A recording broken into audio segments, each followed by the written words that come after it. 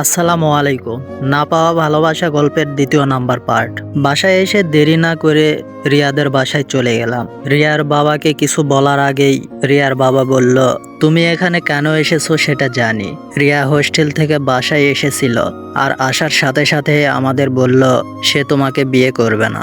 আমরা কিছু বলার আগেই রিয়া বলল, বিষ খেয়ে মারা যাব, কিন্তু স্বাধীনকে বিয়ে করতে পারবো না।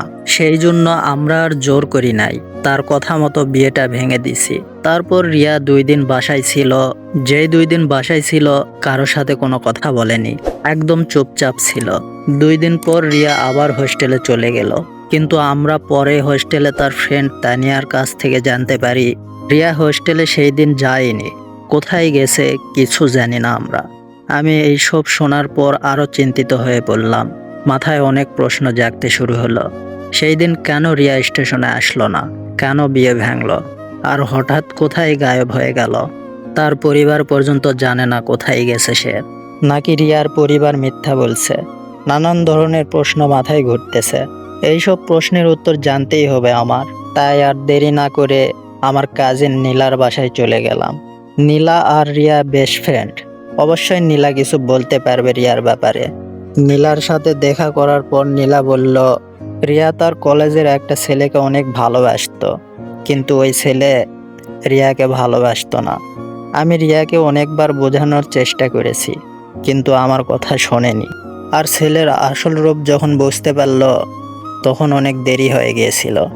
রিয়া তার সব কিছু ছেলেটাকে দিয়ে দিয়েছিল বিশ্বাস করে।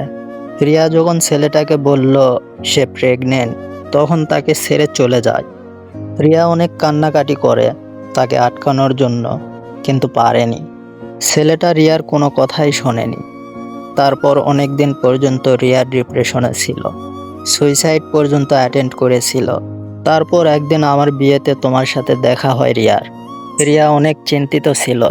এত কিছু ঘটে যাওয়ার পর রিয়া মনে করে সে কারো যোগ্য নয়। রিয়া তোমাকে সব সত্যি কথা বলতে চেয়েছিল, কিন্তু আমি বলতে দেইনি, নিষেধ করেছিলাম। কারণ আমি চেয়েছিলাম সে অতীতে সব কিছু ভুলে তোমার সাথে নতুন করে সব কিছু শুরু করুক। নীলার কাছে এসব শুনে রিয়ার জন্য অনেক খারাপ লাগছিল।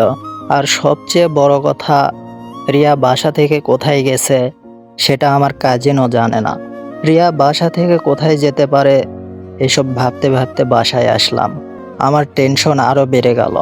বাসায় এসে দেখি সবাই নানা রকমের কথা বলতেছে। সবাই ভেবে নিয়েছে কোনো ছেলের সাথে পালিয়ে গেছে। এসব শুনে বুকটা ফেটে যাচ্ছিল। আমি বিশ্বাস করতে পারতেছিলাম না সে এমন কাজ কখনোই করবে না, কারণ রিয়া তার পরিবারকে নিয়ে অনেক সেনসিটিভ। কিন্তু সে কেন করলো এমন? কারো সম্মানের কথা ভাবলো না, কি হবে তার পরিবারের।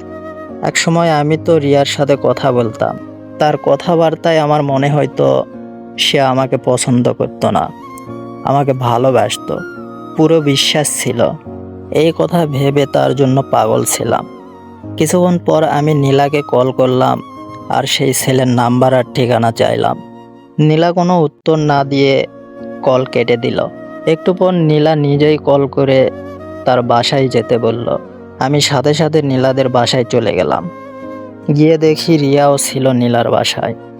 রিয়াকে দেখে মনে হচ্ছিল আমি নতুন করে আবার জীবন ফিরে পেলাম। রিয়া কান্না করতে লাগলো আর আমার পায়ের কাছে এসে বলল, আমাকে ক্ষমা করে দিয়েন, আমি আপনার সাথে অন্যায় করেছি। আমি রিয়ার এমন আচরণ দেখে সহ্য হচ্ছিল না আমার। তাকে উঠিয়ে বলতে লাগলাম, আসলে হয়েছেটা কি? যদি কিছু মনে না করো তাহলে বলতে পারো। তারপরে রিয়া যা বলল তা আমি কল্পনাতেও ভাবতে পারিনি।